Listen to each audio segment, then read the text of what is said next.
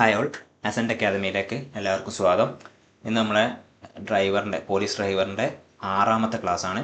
അപ്പം 6ാമത്തെ ക്ലാസ്സിൽ നമ്മളിന്ന് പഠിക്കുന്നത് കേരള മോട്ടോർ വെഹിക്കിൾ റൂളാണ്. KMVR റൂളാണ് നമ്മൾ പഠിക്കുന്നത്. KMVR റൂളിൽ റൂള് 4 മുതൽ 46 വരെയാണ്. റൂള് 4 മുതൽ 46 വരെയാണ്. അപ്പോൾ കഴിഞ്ഞ ക്ലാസ്സിൽ നമ്മൾ എന്താ പഠിച്ചു? CMVR പഠിച്ചു അല്ലേ? അപ്പോൾ CMVRൻ്റെ നമ്മൾ കേരളത്തിന് വേണ്ടിയിട്ട് ഉള്ളൊരു റൂളാണെന്ത്? KMVR rule. അപ്പം KMVR റൂളിലെ ആദ്യത്തെ റൂളായിട്ടുള്ള റൂള് 4 ലൈസൻസിങ് അതോറിറ്റിനെ കുറിച്ച് പറയുന്ന റൂളാണെന്ത്? റൂള് 4. ഈ റൂള് 4 എന്ന് പറഞ്ഞാൽ ഇത് വെരി വെരി ഇമ്പോർട്ടൻ്റ് ആയിട്ടുള്ള ഒന്നാണ് കേട്ടോ. വെരി ഇമ്പോർട്ടൻ്റ് ആണ്. ഇമ്പോർട്ടൻ്റ് എന്ന് പറഞ്ഞാൽ PSCയിൽ ഒരു വിധം ക്വസ്റ്റ്യൻ പേപ്പറിലൊക്കെ വന്നിട്ടുള്ള ഒരു ക്വസ്റ്റ്യൻ ആണെന്ത്? ഈ ഒരു റൂള് 4 ഏതാ വെച്ചാൽ നിങ്ങൾ തന്നെ കണ്ടിട്ടുണ്ടാവും അല്ലേ? ഏത് ലൈസൻസിങ് അതോറിറ്റി ആരാന്നോ അല്ലെങ്കിൽ അഡീഷണൽ ലൈസൻസിങ് അതോറിറ്റി ആരാന്നൊക്കെ ചോദിച്ചിട്ടുള്ള ക്വസ്റ്റ്യൻസ് വന്നിട്ടുണ്ട്. അപ്പോൾ ഒരു മൊഡ്യൂള് ഇതോടുകൂടി കഴിയും. ഫസ്റ്റ് മൊഡ്യൂൾ ഇതോടുകൂടി കഴിയും. അപ്പോൾ ഇതോടുകൂടി കഴിഞ്ഞ് കഴിഞ്ഞാൽ ഇതിൽ നമ്മൾ കുറച്ച് ക്വസ്റ്റ്യൻസ് ഡിസ്കസ് ചെയ്യും. അതിന് അടുത്ത 2-3 ക്ലാസ് ആയിട്ട് ക്വസ്റ്റ്യൻസ് തന്നെയായിരിക്കും ഡിസ്കസ് ചെയ്യുക. അപ്പോൾ നിങ്ങൾക്ക് ഇതിൽ നിന്ന് എങ്ങനെയാണ് ക്വസ്റ്റ്യൻ വരുന്നതെന്നൊക്കെ അറിയാം. അപ്പോൾ നമ്മൾ ഈ റൂള് 4 പറയുമ്പോൾ എന്താണ്? ലൈസൻസിങ് അതോറിറ്റീനെ പറ്റി പറയുന്ന റൂളാണെന്ത്? റൂള് 4. അപ്പോൾ ഇതിൽ ആദ്യം പഠിച്ചിരിക്കേണ്ടത് എന്താണ്? റീജിയണൽ ട്രാൻസ്പോർട്ട് ഓഫീസർ നമ്മളെ ജില്ലയിലുള്ള നമ്മളെ ട്രാൻസ്പോർട്ട് ഓഫീസ് ഉണ്ടല്ലേ, RT ഓഫീസ് എന്നൊക്കെ പറയില്ലേ? RT ഓഫീസിൽ നമ്മളെ സ്ഥലത്തുള്ള റീജിയണൽ ട്രാൻസ്പോർട്ട് ഓഫീസർ ആരാണ്? അവിടുത്തെ ലൈസൻസിങ് അതോറിറ്റിയാണ്. എന്താണ്? റീജിയണൽ ട്രാൻസ്പോർട്ട് ഓഫീസർ എന്താണ്? ലൈസൻസിങ് അതോറിറ്റിയാണ്. അപ്പോൾ ഏറ്റവും വലിയ നമ്മൾ RT ഓഫീസ് എന്ന് പറയുന്ന സംഭവം അല്ലേ? നമ്മൾ RT ഓഫീസ് എന്ന് പറയുന്ന ആ ഓഫീസ് എന്താണ്? റീജിയണൽ ട്രാൻസ്പോർട്ട് ഓഫീസാണല്ലോ. അപ്പോൾ ആദ്യത്തെ ആകുമ്പോൾ എന്താണ്? അത് നമ്മളെന്താണ്? ലൈസൻസിങ് അതോറിറ്റിയാണ് അല്ലേ? അപ്പോൾ എന്താണ്? നോക്കി വെക്കണം. റീജിയണൽ ട്രാൻസ്പോർട്ട് ഓഫീസർ ആണെന്ത്? ലൈസൻസിങ് അതോറിറ്റി എന്ന് നോക്കി വെക്കുക. അടുത്തതാണെന്ത്? അതിൻ്റെ നേരെ താഴെയുള്ളത് ജോയിൻറ്റ് റീജിയണൽ ട്രാൻസ്പോർട്ട് ഓഫീസറാണ്. ജോയിൻറ്റ് റീജിയണൽ ട്രാൻസ്പോർട്ട് ഓഫീസർ എന്തായിരിക്കും? അവിടുത്തെ അഡീഷണൽ ലൈസൻസിങ് അതോറിറ്റി ആയിരിക്കും അല്ലേ? അപ്പോൾ എന്താണ്? റീജിയണലിൻ്റെ നേരെ താഴെയാണ് അല്ലേ ജോയിൻറ്റ്. അപ്പോൾ ജോയിൻറ്റ് റീജിയണൽ ട്രാൻസ്പോർട്ട് ഓഫീസർ. അപ്പോൾ എന്താണ്? ഈ ലൈസൻസിങ് അതോറിറ്റീൻ്റെ നേരെ താഴത്താകുമ്പോൾ അഡീഷണൽ ആയിരിക്കും അല്ലേ? അഡീഷണൽ ആയിട്ടുള്ളതായിരിക്കും. അപ്പോൾ ജോയിൻറ്റ് റീജിയണൽ ട്രാൻസ്പോർട്ട് ഓഫീസറാണ് എന്ത്? അഡീഷണൽ ലൈസൻസിങ് അതോറിറ്റി എന്ന് നോക്കി വെക്കുക. ഇത് നിർബന്ധമായിട്ടും പഠിച്ചു വെക്കണം. ഇത് പഠിക്കാതെ PSCക്ക് പോവുകയേ ചെയ്യരുത്. കാരണം ഇതിൽ നിന്ന് ക്വസ്റ്റ്യൻ ഷുവർ ക്വസ്റ്റ്യൻ ആണ്. ഇതിൽ നിന്ന് ഒരു മാർക്ക് ഷുവറാണ് കേട്ടോ. ഈ ഒരു റൂള് 4 നോക്കി വെക്കണം. എന്താണ്? റീജിയണൽ ട്രാൻസ്പോർട്ട് ഓഫീസറാണ് ലൈസൻസിങ് അതോറിറ്റി എന്നും ജോയിൻറ്റ് റീജിയണൽ ട്രാൻസ്പോർട്ട് ഓഫീസറാണ് അഡീഷണൽ ലൈസൻസിങ് അതോറിറ്റി എന്നും നോക്കി വെക്കാം. അടുത്തതാണെന്ത്? Motor vehicle inspector. നമ്മൾ MVI എന്ന് പറയില്ലേ? MVI. നമ്മൾ റോഡിൽ ഫൈന് ഈടാക്കാൻ വേണ്ടിയിട്ട് നമ്മളെ റോഡിൽ നിൽക്കുന്ന ഒരു ഓഫീസർ ഉണ്ട് അല്ലേ? ആ ഓഫീസറാണെന്ത്? MVI, motor vehicle inspector. Motor vehicle inspector എന്തായിരിക്കും? ഒരു ട്രാൻസ്പോർട്ട് അതോറിറ്റിയിൽ അസിസ്റ്റൻറ്റ് ലൈസൻസിങ് അതോറിറ്റി ആയിരിക്കും കേട്ടോ. അസിസ്റ്റൻറ്റ് ലൈസൻസിങ് അതോറിറ്റി ആയിരിക്കും. അപ്പം മോട്ടോർ വെഹിക്കിൾ ഇൻസ്പെക്ടർ എന്താണെന്ന് വെച്ചാൽ അസിസ്റ്റൻറ്റ് ലൈസൻസിങ് അതോറിറ്റിയാണ്. ഈ മോട്ടോർ വെഹിക്കിൾ ഇൻസ്പെക്ടറാണ് എന്ത്? നമുക്ക് ഡ്രൈവിംഗ് ടെസ്റ്റിന് വരുന്ന ഓഫീസർ ഈ MVI ആയിരിക്കും. മോട്ടോർ വെഹിക്കിൾ ഇൻസ്പെക്ടർ ആയിരിക്കും നമുക്ക് ലൈസൻസ് ഇഷ്യൂ ചെയ്യാം. അപ്പോൾ ഓർത്ത് വെക്കുക, മോട്ടോർ വെഹിക്കിൾ ഇൻസ്പെക്ടർ എന്ന് പറയുന്നത് അസിസ്റ്റൻറ്റ് ലൈസൻസിങ് അതോറിറ്റിയാണെന്ന് നോക്കി വെക്കാം. പിന്നെ അതിൻ്റെ നേരെ താഴത്ത് നമ്മളെ ഈ മോട്ടോർ വെഹിക്കിൾ ഇൻസ്പെക്ടറിൻ്റെ നേരെ താഴെയുള്ള ആളാണ് ആര്? Assistant motor vehicle inspector,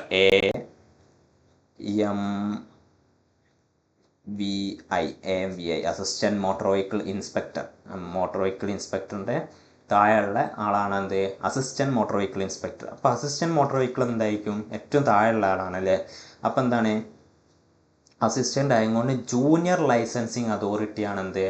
assistant motor vehicle inspector എന്ന് നോക്കി വെക്കുക. അസിസ്റ്റൻറ്റ് മോട്ടോർ വെഹിക്കിൾ ഇൻസ്പെക്ടർ എന്താണ്? ജൂനിയർ ലൈസൻസിങ് അതോറിറ്റിയാണെന്ന് നോക്കി വെക്കുക. അത് ഈ junior assistant motor vehicle inspector എന്നുണ്ടല്ലോ, ഈ അസിസ്റ്റൻറ്റ് മോട്ടോർ വെഹിക്കിൾ ഇൻസ്പെക്ടറിൻ്റെ ജോലി എന്താണെന്ന് വെച്ചാൽ ഇവർക്ക് ലേണേഴ്സ് ലൈസൻസ് മാത്രമേ ഇഷ്യൂ ചെയ്യാൻ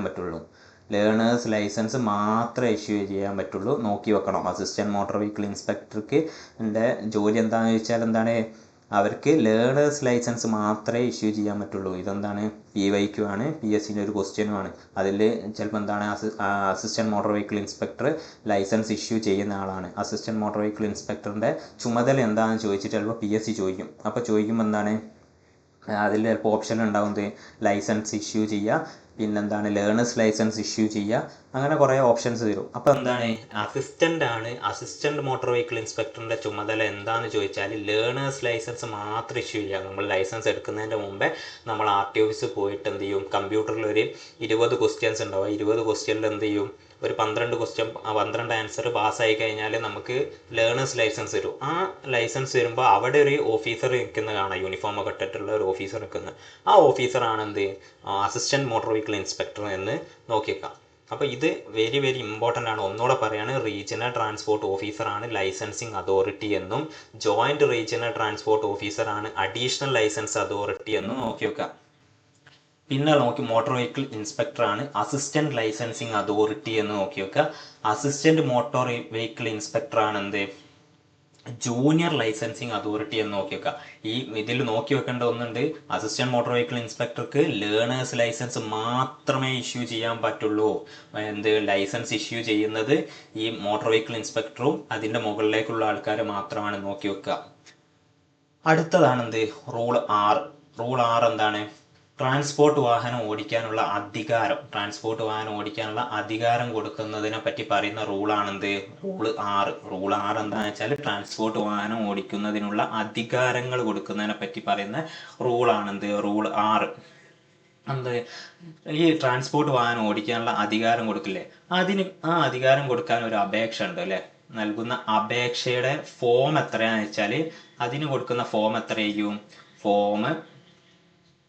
ഫോം എത്രയാണെന്ന് വെച്ചാൽ ഫോം LTA എന്ന് പറഞ്ഞ ഫോമിലാണ് എന്ത് കൊടുക്കുക, നമ്മൾ ട്രാൻസ്പോർട്ട് വാഹനം ഓടിക്കാനുള്ള അധികാരം നൽകാനുള്ള അപേക്ഷ കൊടുക്കില്ല. ആ അപേക്ഷേൻ്റെ ഫോം എത്രയാണെന്ന് വെച്ചാൽ ഫോം LTA ആണെന്ന് നോക്കി വെക്കുക. LTA ആണ്, PYQ ആണ്. PYQ എന്ന് പറഞ്ഞാൽ ഏകദേശം ഒരു 2021, 22, 19 ആ ഒരു കാലഘട്ടത്തിൽ PSC നടത്തിയാൽ ക്വസ്റ്റ്യൻ വന്ന ഒരു ക്വസ്റ്റ്യനാണ് ഇത്, ഫോം LTA. അപ്പോൾ എന്താണ് ട്രാൻസ്പോർട്ട് വാഹനം ഓടിക്കാനുള്ള അധികാരം നൽകുന്ന അപേക്ഷയുടെ ഫോം ആണ് എന്ത് LTA. ഫോം LTA-ലാണെന്ത് ആ അപേക്ഷ കൊടുക്കുക എന്ന് നോക്കി വെക്കാം. അപ്പോൾ ഇതിൻ്റെ കൂടെ തന്നെ നമ്മൾ എന്ത് ചെയ്യണം, സെൻറ്റ് ജോൺ ആംബുലൻസ് അസോസിയേഷനിൽ നിന്നും ലഭിച്ച മുതിർന്നവർക്കുള്ള പ്രഥമ ശുശ്രൂഷ സർട്ടിഫിക്കറ്റ്, പിന്നെന്താണ് ഡ്രൈവിംഗ് ലൈസൻസ്, അസിസ്റ്റൻറ്റ് സർജൻ റാങ്കിൽ കുറയാത്ത സർക്കാർ സർവീസിലെ മെഡിക്കൽ ഓഫീസർ നൽകുന്ന FA ഫോമിൽ അപേക്ഷകൻ്റെ പ്രഥമ ശുശ്രൂഷ കഴിവിൻ്റെ സർട്ടിഫിക്കറ്റ് എന്നിവ എന്ത് ചെയ്യണം, ഇതിൻ്റെ കൂടെ സമർപ്പിക്കണം. അപ്പം നമ്മളെന്താണ് വരച്ചത്, നമ്മൾ ഈ ഫോം എന്താണ് ട്രാൻസ്പോർട്ട് വാഹനം ഓടിക്കാനുള്ളതാണ് അല്ലേ.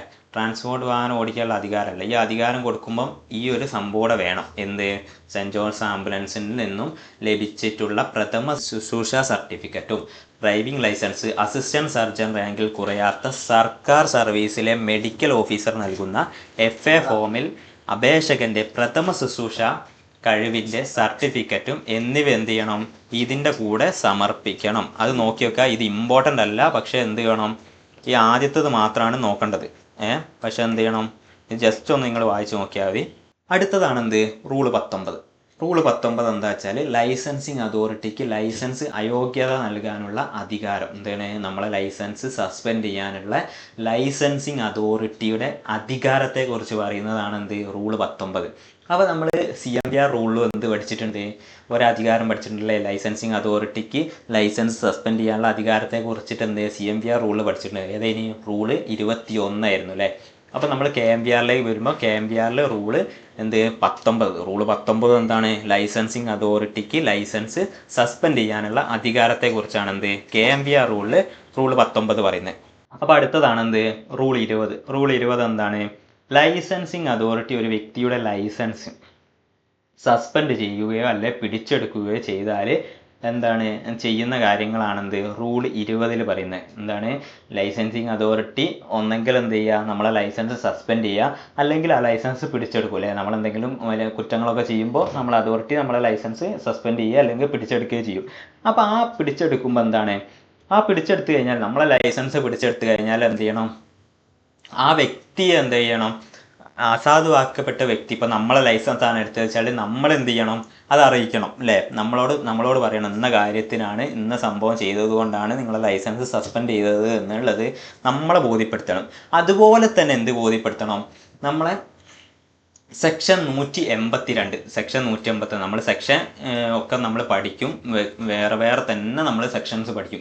അപ്പോൾ ഇതിൽ സെക്ഷൻ കണ്ടതുകൊണ്ട് പറയാണ്, സെക്ഷൻ 182 എന്താണ്, ലൈസൻസുമായിട്ട് ബന്ധപ്പെട്ട കുറ്റകൃത്യങ്ങൾ, ലൈസൻസുമായിട്ട് ബന്ധപ്പെട്ട എന്തെങ്കിലും കുറ്റകൃത്യങ്ങൾ ചെയ്തു കഴിഞ്ഞാൽ അതിന് കിട്ടുന്ന ശിക്ഷയെ പറ്റി പറയുന്നതാണെന്ത്, സെക്ഷൻ 182. അപ്പോൾ ഈ 182 പ്രകാരം എന്തെങ്കിലും എന്താണ് 182 പ്രകാരം എന്തെങ്കിലും ശിക്ഷിക്കപ്പെട്ട ആളിൻ്റെ കാര്യമാണെങ്കിൽ അതെന്താണ്, മറ്റ് ലൈസൻസിങ് അതോറിറ്റിയെ അറിയിക്കണം. അതെന്താണെന്ന് വെച്ചാൽ നമ്മളിപ്പോൾ കോഴിക്കോട് അല്ലെങ്കിൽ നമ്മളിപ്പോൾ തൃശ്ശൂരോ ഏതെങ്കിലും ഒരു സ്ഥലത്ത് നമ്മളിപ്പോൾ തൃശ്ശൂരേക്ക് പോവുകയാണ്, നമ്മൾ തൃശ്ശൂരേക്ക് വണ്ടി ഓടിക്കുമ്പോൾ നമ്മൾ ലൈസൻസിൽ ഉള്ള എന്തെങ്കിലും ഒരു കുറ്റകൃത്യങ്ങൾ നമ്മൾ ചെയ്യുകയാണ് അല്ലേ, സെക്ഷൻ 182 പ്രകാരമുള്ള ലൈസൻസുമായിട്ട് ബന്ധപ്പെട്ട എന്തെങ്കിലും കുറ്റകൃത്യങ്ങൾ ചെയ്യുകയാണെങ്കിൽ ആ കുറ്റകൃത്യങ്ങൾ നമ്മൾ തൃശ്ശൂരിൽ നിന്നാണ് ചെയ്യുന്നത്. അപ്പോൾ തൃശ്ശൂരിൽ നിന്ന് ചെയ്യുമ്പോൾ തൃശ്ശൂർ RTO അല്ലെങ്കിൽ തൃശ്ശൂർ ഒരു മോട്ടോർ വെഹിക്കിൾ ഇൻസ്പെക്ടർ എന്ത് ചെയ്യുക, നമ്മൾ ലൈസൻസ് എന്ത് ചെയ്യുകയാണ്, സസ്പെൻഡ് ചെയ്യുകയാണ്. നമ്മളെ ലൈസൻസ് അവിടുന്ന് സസ്പെൻഡ് ചെയ്യാണ്. അപ്പോൾ നമ്മളെ ലൈസൻസ് അവിടുന്ന് സസ്പെൻഡ് ചെയ്യുമ്പോൾ ആ RTO ആണല്ലേ നമ്മളെ ലൈസൻസ് സസ്പെൻഡ് ചെയ്തത്. പക്ഷെ എന്ത് ചെയ്യില്ല, നമുക്ക് കോഴിക്കോടുള്ള RTO ആണ് നമുക്ക് ലൈസൻസ് തന്നത് എന്ന് വിചാരിക്കുക. അപ്പോൾ നമ്മൾ അവിടുത്തെ ലൈസൻസിങ് അതോറിറ്റി നമ്മളെ ലൈസൻസ് സസ്പെൻഡ് ചെയ്ത് കഴിഞ്ഞാൽ ആ ലൈസൻസ് സസ്പെൻഡ് ചെയ്തു എന്ന് നമ്മൾ എന്ത് ചെയ്യണം, കോഴിക്കോടുള്ള ഈ നമ്മളെ RTOനെ നമ്മൾ അറിയിക്കണം. ആ അറിയിക്കുന്നതിനെ പറ്റി പറയുന്നതാണ് എന്ത്, ഈ സെക്ഷൻ റൂൾ 20 പറയുന്നത്. അതായത് നമ്മൾ മറ്റ് സ്ഥലത്തുനിന്നോ മറ്റ് RTO ഓഫീസിൻ്റെ പരിധിയിൽ നിന്ന് നമ്മൾ എന്തെങ്കിലും കുറ്റങ്ങൾ ചെയ്തിട്ടുണ്ടെങ്കിൽ 182 പ്രകാരമുള്ള എന്തെങ്കിലും കുറ്റം ചെയ്തിട്ടുണ്ടെങ്കിൽ ആ കുറ്റം ചെയ്തത് മറ്റ് RTO ഓഫീസ്, കേരളത്തിലുള്ള 14 ജില്ലകളിലുള്ള മറ്റ് RTO ഓഫീസുകൾ ഉണ്ടാവുമല്ലോ, ആ RTO ഓഫീസുകൾ അറിയിക്കണം എന്നാണ് എന്ത് ഇതിൽ പറയുന്നത്, റൂൾ 20 പറയുന്നത്. ഓക്കെ, പിന്നെന്താണ്, നമ്മൾക്കും ഏത് ആ ആളാണോ കുറ്റം ചെയ്ത് നമ്മളാണ് കുറ്റം ചെയ്തത് വെച്ചാൽ നമ്മളെയും അത് അറിയിക്കേണ്ട ബാധ്യത ഉണ്ട്. അതുപോലെ തന്നെ മറ്റ് RTO ഓഫീസുകളിലും ഇതിനെപ്പറ്റി അറിയിക്കണം. അതായത് ഞാൻ ഇങ്ങനത്തെ കുറ്റം ചെയ്തിട്ടുണ്ട് എന്ന് മറ്റ് അതോറിറ്റീനെ അറിയിക്കണം. ആ കാര്യങ്ങളൊക്കെ പറയുന്ന റൂളാണെന്ത്, റൂൾ 20. അടുത്ത റൂളാണെന്ത്, റൂൾ 28. റൂൾ 28 എന്താ വെച്ചാൽ duplicate driving license with new photo. Duplicate driving license with new ഫോട്ടോനെ പറ്റി പറയുന്ന റൂളാണെന്ത്, റൂൾ 28. എന്താണ്, റൂൾ 27 പ്രകാരം അപേക്ഷ കിട്ടുന്ന പക്ഷം ലൈസൻസിങ് അതോറിറ്റി പുതിയ ഫോട്ടോയും ഒപ്പും വെച്ചിട്ടുള്ള ഡ്യൂപ്ലിക്കേറ്റ് ലൈസൻസ് നൽകേണ്ടതും ഒറിജിനൽ ലൈസൻസ് നശിപ്പിച്ച് കളയേണ്ടതുമാണ്.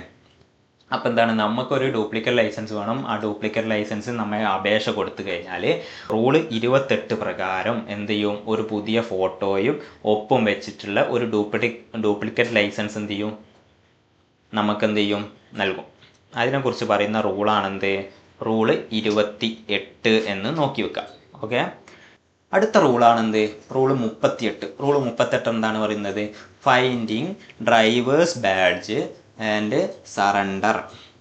അപ്പോൾ എന്താണ് ഇതിൻ്റെ അർത്ഥം എന്താ വെച്ചാൽ, ഇതെന്താ പറയുന്നത് വെച്ചാൽ ഡ്യൂപ്ലിക്കേറ്റ് ബാഡ്ജ് ലഭിച്ച ശേഷം, അതായത് നമ്മളൊരു ഡ്യൂപ്ലിക്കേറ്റ് ലൈസൻസ്, ഇപ്പോൾ നമ്മൾ ലൈസൻസ് നഷ്ടപ്പെട്ടു പോയി, നമ്മൾ ഒറിജിനൽ ലൈസൻസ് നഷ്ടപ്പെട്ടു പോയപ്പം നമ്മളൊരു ഡ്യൂപ്ലിക്കേറ്റ് ലൈസൻസിന് നമ്മൾ RTO ഓഫീസിൽ എന്ത് ചെയ്ത് അപേക്ഷ കൊടുത്തപ്പം അത് ജെന്യുവിൻ ആണെന്ന് RTOക്ക് മനസ്സിലായപ്പം നമുക്ക് എന്ത് ചെയ്ത് ഒരു ഡ്യൂപ്ലിക്കേറ്റ് ലൈസൻസ് ഇഷ്യൂ ചെയ്തു. ഈ ഡ്യൂപ്ലിക്കേറ്റ് ലൈസൻസ് ഇഷ്യൂ ചെയ്ത ശേഷം നമ്മൾ എന്ത് ചെയ്ത്, നമ്മൾ വീട്ടിൽ ഇങ്ങനെ എന്തെങ്കിലും തിരഞ്ഞപ്പം നമ്മളെ ഒറിജിനൽ ലൈസൻസ് നമുക്ക് തിരികെ കിട്ടി അല്ലേ. നമ്മൾ തിരികെ കിട്ടിയപ്പോൾ എന്ത് ചെയ്യണം, നമ്മൾ ആ ഒറിജിനൽ ബാഡ്ജ് തിരിച്ചെന്ത് ചെയ്യണം, ലൈസൻസിങ് അതോറിറ്റിക്ക് സറണ്ടർ ചെയ്യണം. നമുക്ക് ഓൾറെഡി എന്ത് ചെയ്തു, നമ്മളെ ലൈസൻസ് ഒറിജിനൽ ലൈസൻസ് നഷ്ടപ്പെട്ടു പോയി എന്ന് പറഞ്ഞിട്ട് നമ്മൾ എന്ത് ചെയ്തു, RTO ഓഫീസിൽ നിന്ന് എന്ത് ചെയ്ത് ഒരു ഡ്യൂപ്ലിക്കേറ്റ് ലൈസൻസ് അപേക്ഷിച്ച് ഡ്യൂപ്ലിക്കേറ്റ് ലൈസൻസ് നമുക്ക് എന്ത് ചെയ്തു RTO ഇഷ്യൂ ചെയ്ത് കഴിഞ്ഞപ്പം നമുക്ക് എന്ത് ചെയ്തു ഒറിജിനൽ ലൈസൻസ് നമുക്ക് തിരികെ കിട്ടി. ഈ ഒറിജിനൽ ലൈസൻസ് നമുക്ക് തിരികെ കിട്ടിയപ്പം എന്ത് ചെയ്യണം, ആ തിരികെ കിട്ടിയ ഒറിജിനൽ ലൈസൻസ് എന്ത് ചെയ്യണം, നമ്മൾ RTO ഓഫീസിൽ കൊണ്ടുപോയിട്ട് നമ്മൾ RTOക്ക് സറണ്ടർ ചെയ്യണം. അതിനെപ്പറ്റി പറയുന്നത് റൂളാണെന്ത്, റൂൾ 38.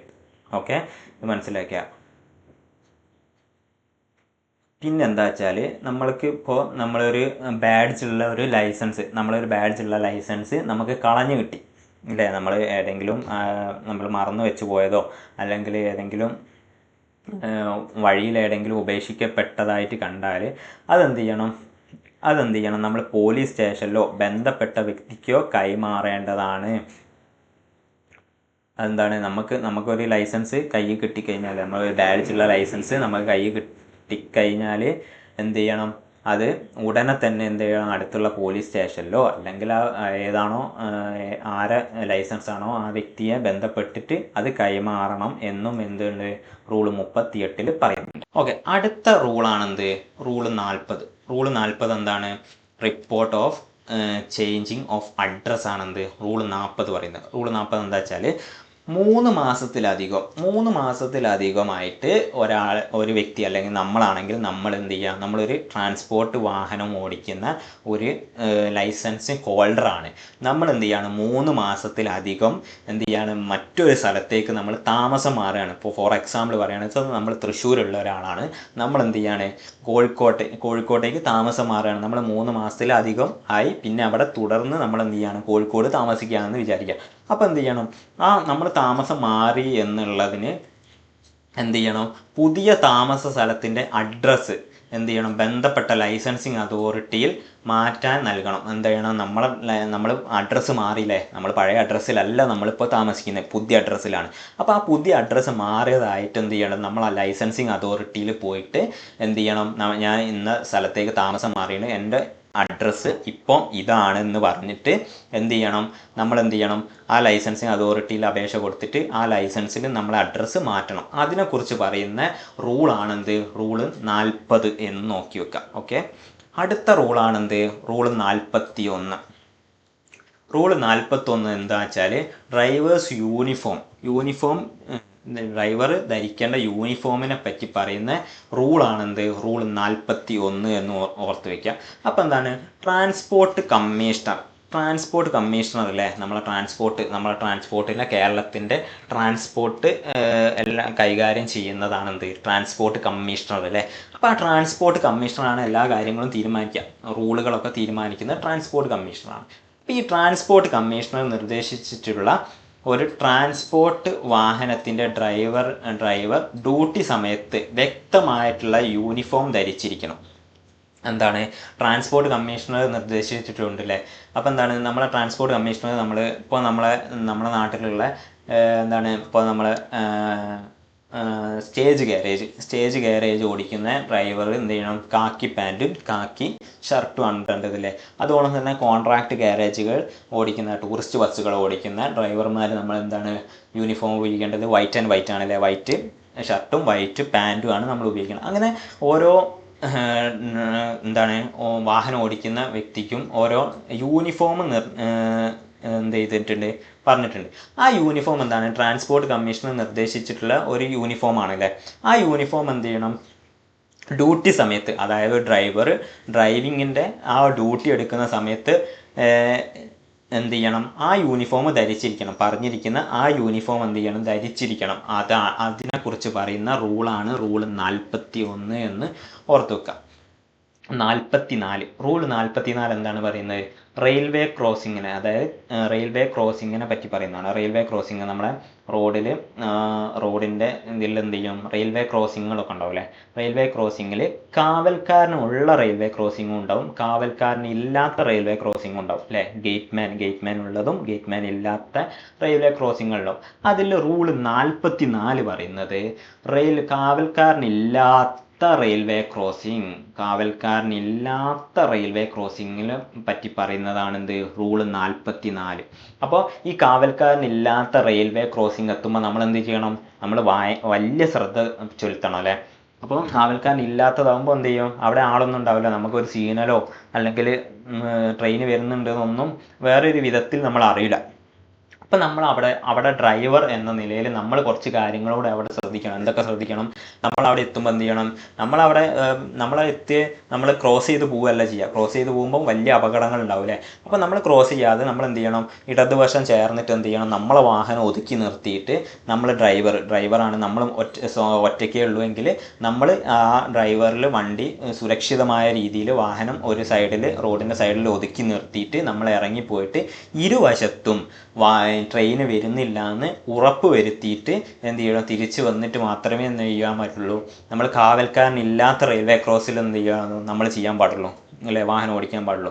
ഇനി നമ്മളെ വാഹനത്തിൽ മറ്റാരെങ്കിലും ഉണ്ടെങ്കിൽ അവരെ എന്ത് ചെയ്യണം, റെയിൽവേ ക്രോസിങ്ങിൻ്റെ അടുത്ത് പോയി നിന്നിട്ട് ട്രെയിനൊന്നും വരുന്നില്ല എന്നുള്ള അവർ സിഗ്നൽ തന്നിട്ട് നമ്മൾ എന്ത് ചെയ്യണം, വാഹനം ആ റെയിൽവേ ക്രോസ് മുറിച്ച് കടക്കണം. അപ്പോൾ അതിനെക്കുറിച്ച് പറയുന്ന റൂളാണെന്ത്, റൂള് 44. കാവൽക്കാരനില്ലാത്ത ലെവൽ ക്രോസിങ്ങിൽ എത്തുമ്പോൾ ഡ്രൈവർ ശ്രദ്ധിക്കേണ്ട കാര്യങ്ങളെക്കുറിച്ച് പറയുന്നതാണെന്ത്, റൂള് 44 എന്ന് നോക്കി വെക്കാം.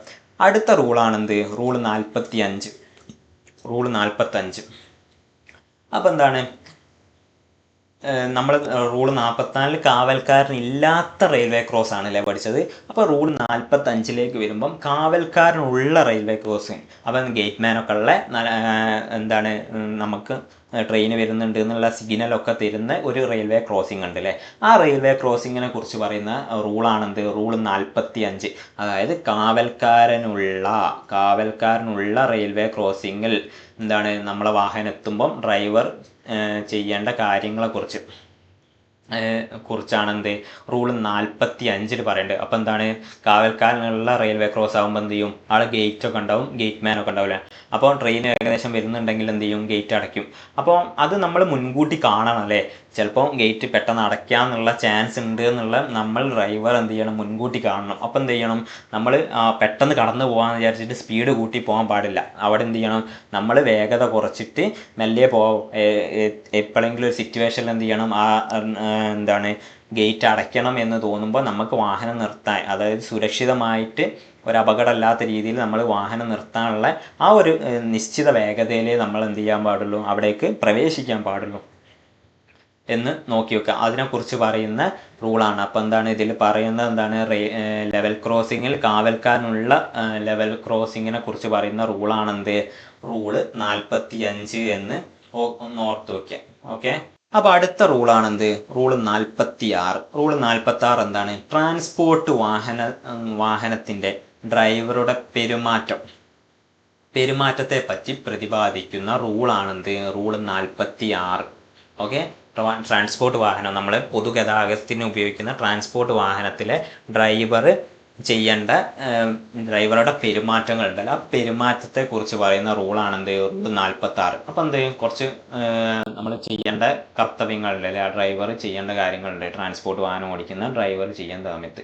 അപ്പോൾ ആ ട്രാൻസ്പോർട്ട് വാഹനം ഓടിക്കുമ്പോൾ എന്താണ്, ഡ്രൈവർ ഡ്യൂട്ടി സമയത്ത് കുറച്ച് കാര്യങ്ങൾ ചെയ്യണം അല്ലേ. അപ്പോൾ ആ ചെയ്യുന്ന കാര്യങ്ങളാണ് മോട്ടോർ വെഹിക്കിൾ ഡിപ്പാർട്ട്മെൻറ്റിലെ അസിസ്റ്റൻ്റ് മോട്ടോർ വെഹിക്കിൾ ഇൻസ്പെക്ടറോ അല്ലെങ്കിൽ SI റാങ്കിൽ കുറയാത്ത പോലീസ് ഉദ്യോഗസ്ഥനോ ആവശ്യപ്പെടുമ്പോൾ എന്ത് ചെയ്യണം, ബാഡ്ജ് ഹാജരാക്കേണ്ടതാണ്.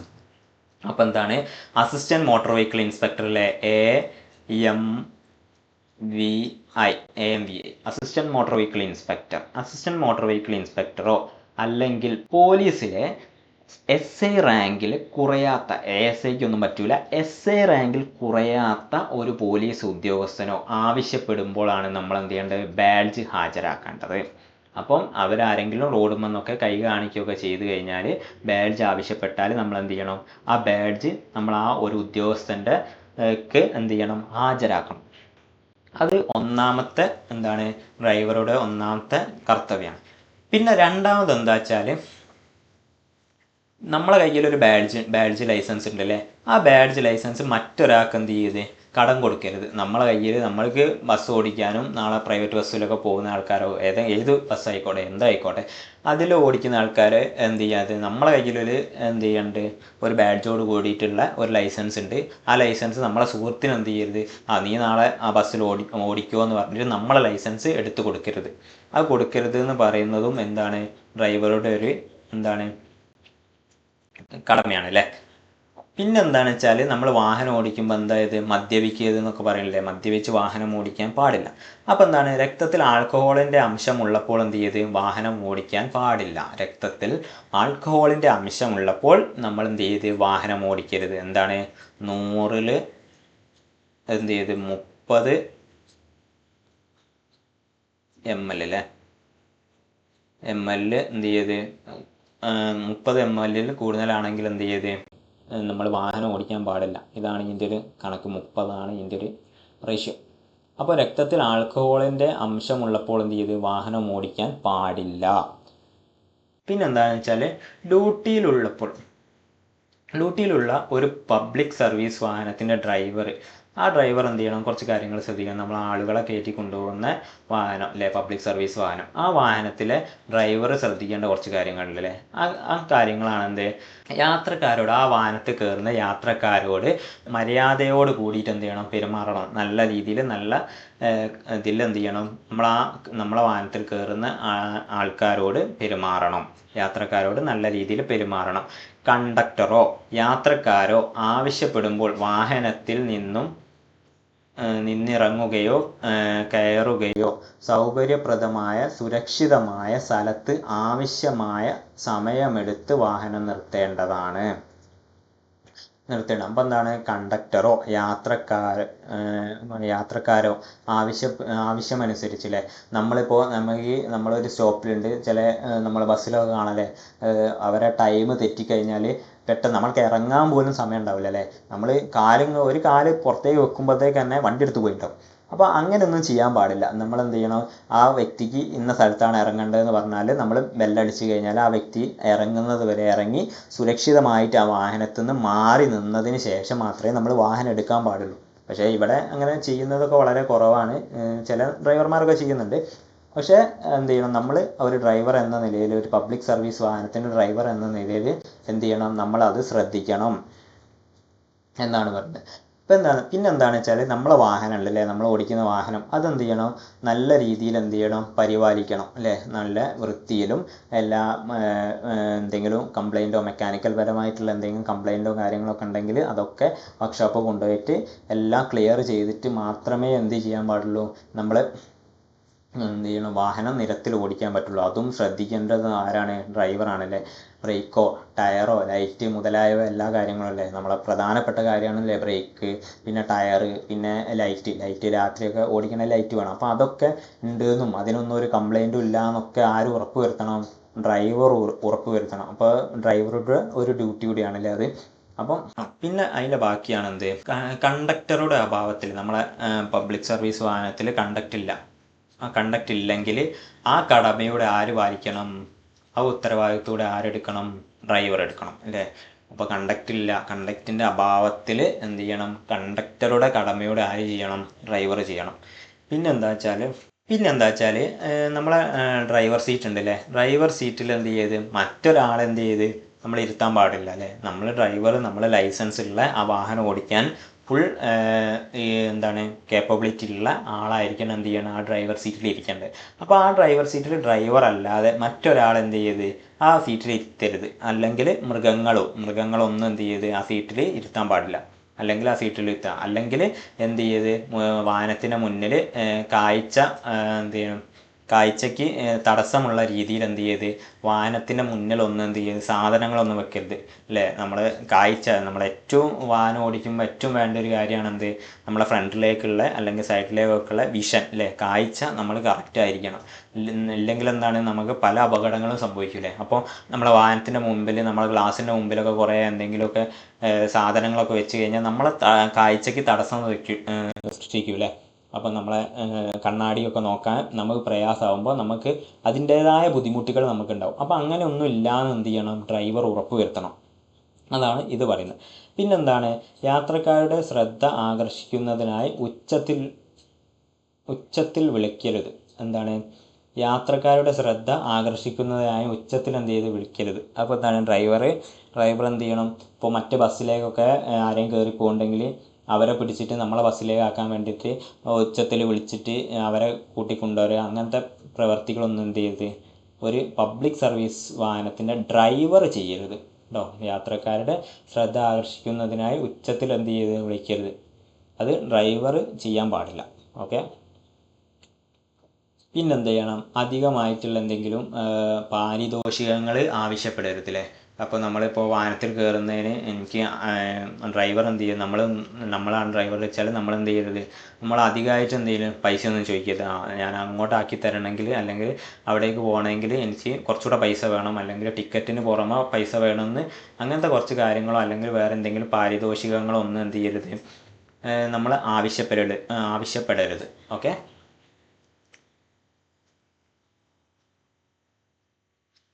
പിന്നെന്താ വെച്ചാൽ, ഇപ്പോൾ ഒരു വ്യക്തി നമ്മൾ റൂട്ടിൽ കുറേ ബസ്സുകളൊക്കെ ഉണ്ടെങ്കിൽ ഇപ്പോൾ ഒരു വ്യക്തി എന്ത് ചെയ്യാണ്, ഒരു ബസ്സിൽ കയറുകയാണ്. ആ ബസ്സിൽ കയറുമ്പോൾ നമ്മൾ പോയിട്ട് എന്ത് ചെയ്യരുത്, ആ ബസ്സിൽ കയറരുത്. ആ ബസ് കുറച്ച് ലേറ്റ് ആയിട്ടാണ് പോവുക, അല്ലെങ്കിൽ ആ ബസ്സിൽ കയറിയാൽ പെട്ടെന്ന് എത്തൂല, അങ്ങനെ പല കാര്യങ്ങളും പറഞ്ഞിട്ട് എന്ത് ചെയ്ത് ആ വ്യക്തി ആ ബസ് കയറുന്നത് തടയാൻ പാടില്ല അല്ലേ. നമ്മൾ ആ ബസ് കയറുന്നത് തടയാൻ പാടില്ല, അത് ആ വ്യക്തിയുടെ മാത്രം സ്വാതന്ത്ര്യമാണ്. അങ്ങനത്തെ ഒരു പ്രവൃത്തി എന്ത് ചെയ്യരുത്, ഡ്രൈവർ ചെയ്യരുത്. ഓക്കെ, അതും നോക്കി വെക്കാം.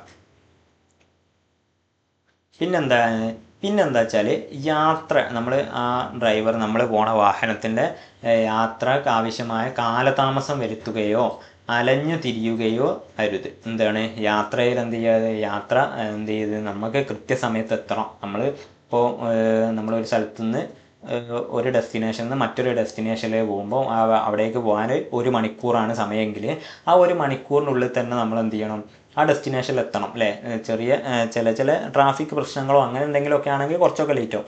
അല്ലാത്ത ഡ്രൈവറുടെ മാത്രം പ്രശ്നം കൊണ്ട് എന്ത് ചെയ്യരുത്, കാലതാമസം വരാൻ പാടില്ല അല്ലേ. ഡ്രൈവറുടെ ഒരു അശ്രദ്ധ മൂലമോ അല്ലെങ്കിൽ ഡ്രൈവർ ഒരു ഇത് മൂലം എന്ത് ചെയ്യരുത്, കാലതാമസം വരാൻ പാടില്ല. അതും ഡ്രൈവർ ശ്രദ്ധിക്കണം. ഓക്കെ. പിന്നെന്താ വെച്ചാൽ, വാഹനത്തിൽ നമ്മൾ പബ്ലിക് സർവീസ് വാഹനമാണ് അല്ലേ. പബ്ലിക് സർവീസ് വാഹനത്തിൽ നമ്മൾ കുറേ ആൾക്കാർ കയറുമല്ലേ. അപ്പോൾ ആ കുറേ ആൾക്കാർ കയറുമ്പോൾ എന്ത് ചെയ്യണം, ഈ പകർച്ചവ്യാധികളൊക്കെ അല്ലേ, എന്തെങ്കിലും പകരുന്ന അസുഖങ്ങളൊക്കെ ഉള്ള വ്യക്തികളാണെന്ന് നമുക്ക് മനസ്സിലാവുകയാണെങ്കിൽ ആ വ്യക്തികൾ എന്ത് ചെയ്യരുത്, ആ വാഹനത്തിൽ കയറ്റരുത്. അതുപോലെ തന്നെ മൃതദേഹങ്ങൾ അല്ലേ, മരണപ്പെട്ട ആൾക്കാരുടെ മൃതദേഹങ്ങൾ എന്ത് ചെയ്യരുത്, ആ പബ്ലിക് സർവീസ് വാഹനത്തിൽ കയറ്റാൻ പാടില്ല. അതുപോലെ തന്നെ ഈ എന്താണ്, നമ്മൾ പകർച്ചവ്യാധികളുള്ള ബാധിച്ച ആ വ്യക്തികളെയും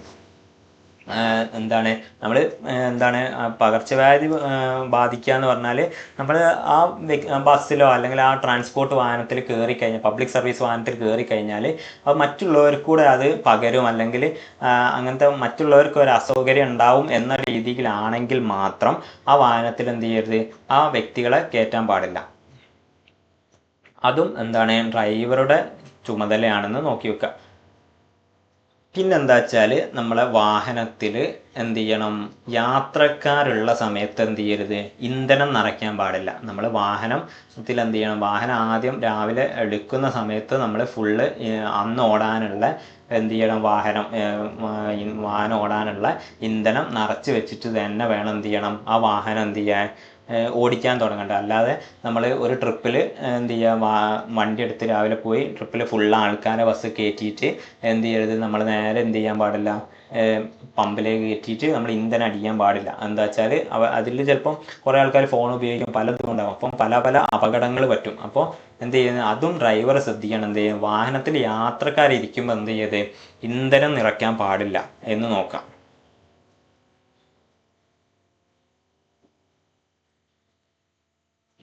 പിന്നെ അടുത്തത് എന്താ വെച്ചാൽ, ഗവൺമെൻറ് കാലാകാലങ്ങൾ ഓരോ ഗവൺമെൻറ്റുകളും അല്ലെങ്കിൽ ഓരോ വർഷങ്ങളിലോ സമയത്തിലോ എന്ത് ചെയ്യും, ഈ എന്ത് ചെയ്യും, നിശ്ചിത തുക നിശ്ചയിച്ചിട്ടുണ്ടാവും അല്ലേ. ഒരു നിശ്ചിത ടിക്കറ്റിൻ്റെ ഒരു പൈസ നിശ്ചയിച്ചിട്ടുണ്ടാവും.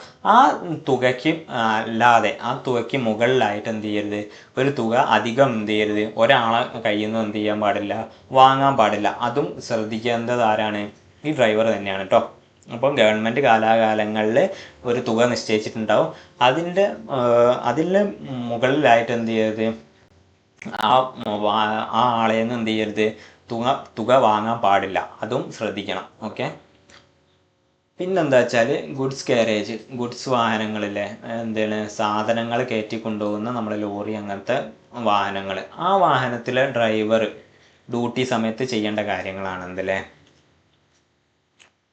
അതിൽ ആദ്യത്തേതാണെന്ന് ചോദിച്ചാൽ നമ്മൾ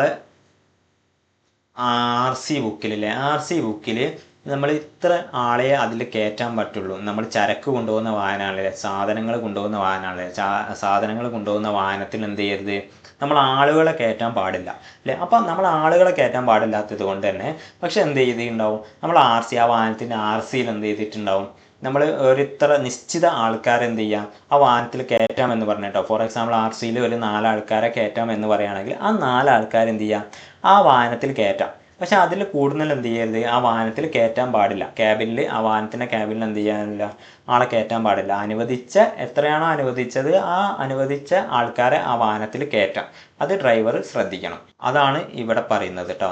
ചരക്ക് വണ്ടിയിൽ ഡ്രൈവറെ കൂടാതെ 6-ലധികം ആളുകളെ കൊണ്ടുപോകരുത്. അത് ശ്രദ്ധിക്കേണ്ടത് ഡ്രൈവറാണ്. ഓക്കെ. അടുത്തതാണ് എന്ത്, ഒരു ചരക്ക് വാഹനത്തിൻ്റെ മുകളിൽ എന്ത് ചെയ്യരുത്, ആളുകളെ കയറ്റാൻ പാടില്ല. ഒരു ചരക്ക് വാഹനത്തിൻ്റെ മുകളിൽ എന്ത് ചെയ്യത്, ആളുകളെ കയറ്റാനും പാടില്ല. അല്ലെങ്കിൽ എന്താണ്, തറ നിരപ്പിൽ നിന്നൊരു 3.5 മീറ്ററിന് മുകളിൽ ഉയരത്തിൽ എന്ത് ചെയ്ത് ചരക്ക് വാഹനത്തിൽ ആളുകളെ കൊണ്ടുപോകാനും പാടില്ല. എന്താണ്, ഒന്നുമില്ല, നമ്മളെ ചരക്ക് വാഹനത്തിൽ എന്ത് ചെയ്യുക, ചരക്ക് വാഹനത്തിൻ്റെ മുകളിൽ എന്ത് ചെയ്ത് ആളുകളെ കയറ്റിയിട്ട് എന്ത് ചെയ്ത് കൊണ്ടുപോകാൻ പാടില്ല. അത് ശ്രദ്ധിക്കേണ്ടത് ചരക്ക് വാഹനം ഓടിക്കുന്ന ഡ്രൈവറാണെന്ന് ഓർത്ത് വെക്കുക. പിന്നെന്താ വെച്ചാൽ ചരക്ക് വാഹനത്തിൽ നമ്മൾ ആളെ കയറ്റി കൊണ്ടുപോകാൻ പാടില്ല എന്ന് പറഞ്ഞത്. അപ്പോൾ ചരക്ക് വാഹനത്തിൽ നമ്മൾ ഒരു പ്രതിഫലം വാങ്ങിയിട്ട്, ഒരു പൈസ വാങ്ങിയിട്ടോ അല്ലെങ്കിൽ എന്തെങ്കിലും വാങ്ങിയിട്ട് നമ്മൾ ഒരാളെ പോലും എന്ത് ചെയ്ത് അതിൽ കൊണ്ടുപോകാൻ പാടില്ല. അതും ശ്രദ്ധിക്കേണ്ടത് എന്താണ്, ഡ്രൈവറാണെന്ന് നോക്കി വെക്കാം.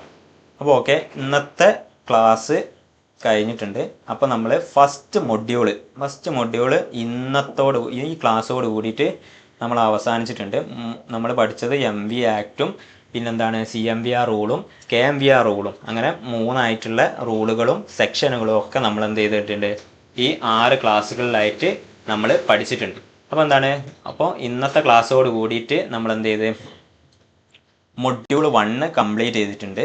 അപ്പോൾ ഇന്നത്തെ ക്ലാസ്സിൽ നമ്മൾ ഇമ്പോർട്ടൻ്റ് ആയിട്ടുള്ളത്, ഏറ്റവും കൂടുതൽ PSC ചോദിച്ചിട്ടുള്ള ഒരു ഭാഗമാണ് റൂൾ 4 ലൈസൻസിങ് അതോറിറ്റി. ഇമ്പോർട്ടൻ്റ് ആണ്, നോക്കി വെക്കണം, ഇത് മാറിപ്പോകരുത്. നമുക്ക് നല്ലോണം കൺഫ്യൂഷൻ വരുന്ന ഒരു ഏരിയ കൂടിയാണ് ഈ ലൈസൻസിങ് അതോറിറ്റി. അതുകൊണ്ട് തന്നെ എന്ത് ചെയ്യണം, വീണ്ടും റിവിഷൻ ചെയ്യുക, ഓർത്ത് വെക്കുകയോ ചെയ്യണം. ഒന്നുകൂടെ ഞാൻ പറയാം, റീജിയണൽ ട്രാൻസ്പോർട്ട് ഓഫീസറാണ് ആ സ്ഥലത്തെ ലൈസൻസിങ് അതോറിറ്റി. റീജിയണൽ ട്രാൻസ്പോർട്ട് ഓഫീസറാണ് ആ സ്ഥലത്തെ ലൈസൻസിങ് അതോറിറ്റി എന്നും, ജോയിൻറ്റ് റീജിയണൽ ട്രാൻസ്പോർട്ട് ഓഫീസറാണ് അഡീഷണൽ ലൈസൻസിങ് അതോറിറ്റി എന്നും, മോട്ടോർ വെഹിക്കിൾ ഇൻസ്പെക്ടറാണ് അസിസ്റ്റൻറ്റ് ലൈസൻസിങ് അതോറിറ്റി എന്നും നോക്കി വെക്കുക. പിന്നെ നോക്കേണ്ടത് അസിസ്റ്റൻറ്റ് മോട്ടോർ വെഹിക്കിൾ ഇൻസ്പെക്ടർ അവിടുത്തെ എന്തായിരിക്കും, ജൂനിയർ ലൈസൻസിങ് അതോറിറ്റി ആയിരിക്കും എന്നും നോക്കി വെക്കുക. അപ്പം ഈ അസിസ്റ്റൻറ്റ് മോട്ടോർ വെഹിക്കിൾ ഇൻസ്പെക്ടറിൻ്റെ ജോലി എന്താണ്, അല്ല ചുമതല എന്താണെന്ന് ചോദിച്ചു കഴിഞ്ഞാൽ ലേണേഴ്സ് ലൈസൻസ് ഇഷ്യൂ ചെയ്യുന്നത് മാത്രമാണ് ഒരു അസിസ്റ്റൻറ്റ് മോട്ടോർ വെഹിക്കിൾ ഇൻസ്പെക്ടറിൻ്റെ ചുമതല എന്ന് നോക്കി വെക്കുക.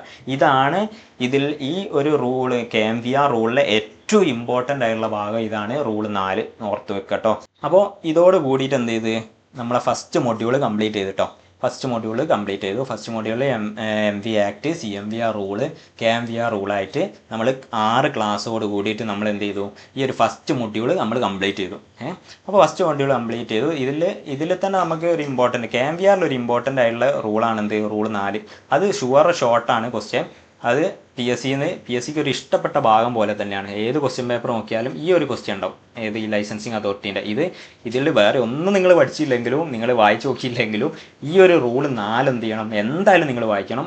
ഷോർട്ടാണ്. PYQ ഒരുപാട് പ്രാവശ്യം ചോദിച്ച ക്വസ്റ്റ്യനൂടെയാണ്, നോക്കി വെക്കാം.